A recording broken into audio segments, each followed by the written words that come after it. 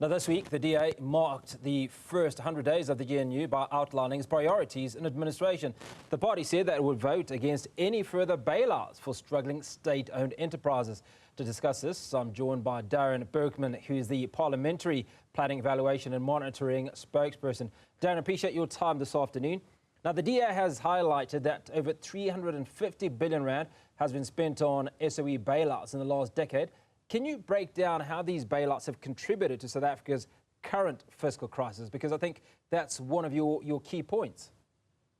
Yeah, good afternoon. And look, I must say that just right off the bat, I think with the GNU, there's hopefully a chance of turning things around without bailouts. But of course, the heavy interest in terms of debt structuring has put a noose around a lot of necks of a lot of the entities. But we got to this. We can't, let's call a spade a spade. It was state capture that started this. And now it's hopefully through the recommendations from the Zondo Commission that we can get through this.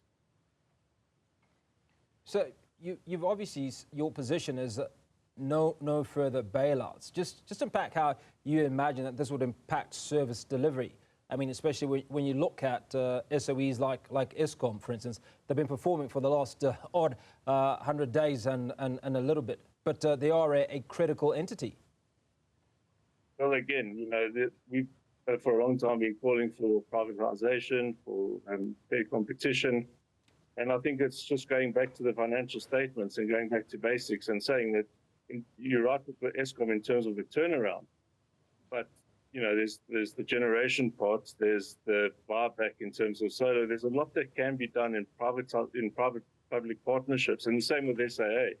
That there was interest in the joint venture, and then of course that interest fell away. Now that South African Airways is breaking even and possibly even going to be profitable in this year, it should be all the more admiration for a joint venture, a strategic partner to come along. So the taxpayers shouldn't have to be burdened by this. There's enough out there in terms of competitiveness or strategic partnerships, as I say, to increase or to value what we already have as state-owned entities as a proposition for private companies to come in as a joint venture. Now, Darren, 100 days ago, or just a little over that, you had little to no say in how government was run. Now, the DA is part of the ANC-led GNU, with ministers in key portfolios. How has the DA's participation in the GNU influenced decisions around SOE bailouts, or at the very least, how SOEs are managed? Well, under their portfolios, obviously, they've got the oversight, and I think it's based on the 100-day report card. I think we can give ourselves a clap for what we've already achieved just within 100 days. Of course, John made it clear yesterday, though, that there's 4 red lines that we will not cross, being the Velo Bill and being the NHR, and then state-owned entities being another one of them. But when it comes to mechanisms, the president's under the deputy president has just started. I think their first meeting will be next week, where the opposition part, what was referred to as opposition parties or old opposition parties in government now, they'll be able to have a dispute resolution mechanism. And hopefully that's going to give us even more say. As John said again, we know that we can't get everything we want, but we can push for what is right for all South Africans.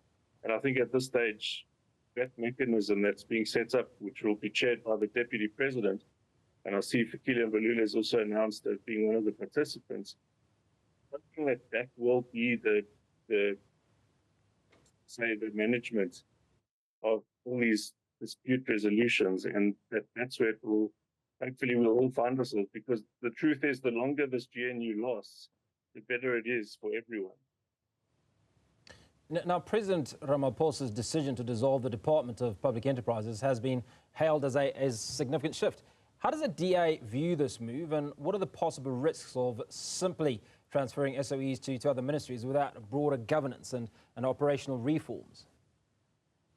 I think it's a great idea, and I think it should have happened as soon as possible, which the president has done. At this stage, they're actually trying to legislate for a super board under the State and Enterprise Bill. And I think that rather than have the bill now and rather for further legislation, I think what the President has just introduced is actually quite key to growth of the state-owned entities, is having them under the specific portfolios.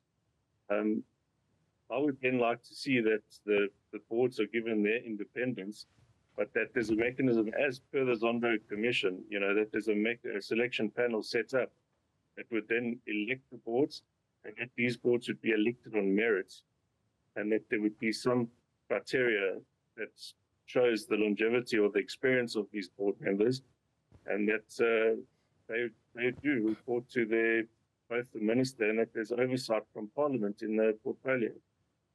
Now, when we take a look at performance of some of these SOEs, talked about Eskom, we've also talked about South African Airways, and you suggested it's likely to break even or might even enjoy some profitability. The issue of KADA deployment comes to mind, and it is one of those issues where, for the longest time, the DA had been accusing the ANC of KADA deployment. Now, only weeks ago, your own leader, John Steenhuisen, was accused of the same.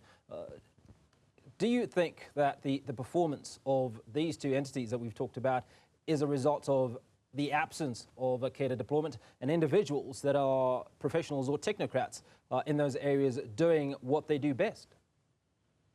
Well, I think let's be honest with each other again. Nepotism refers to where we're talking about directors, people being appointed to directors or in the actual workforce under the state-owned entities. Every politician has the right to appoint their own staff members around themselves. If you worked with people in terms of strategic advisors or whatever the case may be, the politician themselves, and it's practice all around the world, and we've never argued that practice. We argue nepotism in the workforce, in the labor force specifically, when it should be on merit.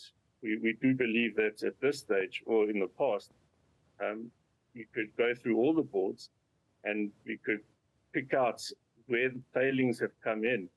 Now, I don't see John Steenhuisen sitting on the boards in Cape Town, or I don't see John Steenhuisen sitting in Midwell when those sort of employments take place. There's no nepotism around that. And there is a clear distinction between the two. From our side, in state-owned entities, there's no space for it. In state-owned entities, it has to be clear.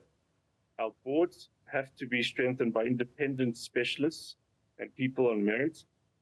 And then the CEO and CFO, again, we don't have a problem with them being elected by the selection panel. But again, it should be based on merit, experience, and all the skills and knowledge that would go to making that a better state-owned entity. So if you want to go through Eskom, you want to go through SIA, I think with Eskom, as you've admitted now as well, we are seeing a turnaround. There's been no load shedding. A lot of our state-owned entities, as I said, are burdened by what was a legacy interest on debt.